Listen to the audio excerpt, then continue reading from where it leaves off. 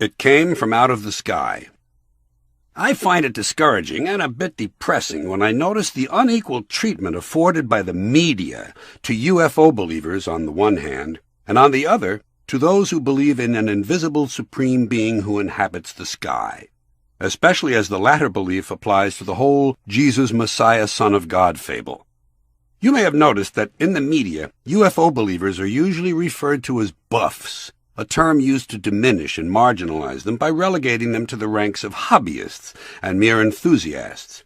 They're made to seem like kooks and quaint dingbats who have the nerve to believe that in an observable universe of trillions upon trillions of stars, and most likely many hundreds of billions of potentially inhabitable planets, some of those planets may have produced life forms capable of doing things that we can't do.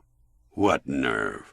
On the other hand, those who believe in an eternal, all-powerful being, a being who demands to be loved and adored unconditionally, and who punishes and rewards according to his whims, are thought to be worthy, upright, credible people.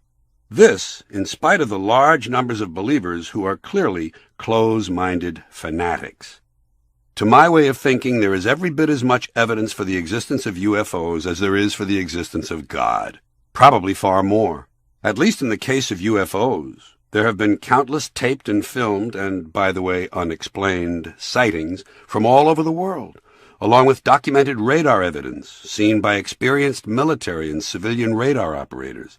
This does not even begin to include the widespread testimony of not only highly trained, experienced military and civilian pilots who are selected for their jobs in part for their above-average eyesight and mental stability, but also of equally well-trained, experienced law enforcement officers. Such pilots and law enforcement people are known to be serious, sober individuals who would have a lot to lose were they to be associated with anything resembling kooky, outlandish beliefs. Nonetheless, they have taken the risk of revealing their experiences because they are convinced they have seen something objectively real that they consider important. All of these accounts are ignored by the media. Granted, the world of UFO belief has its share of kooks and nuts and fringe people, but have you ever listened to some of these religious, true believers? Have you ever heard of any extreme, bizarre behavior and outlandish claims associated with religious zealots? Could any of them be considered kooks, nuts, or dingbats?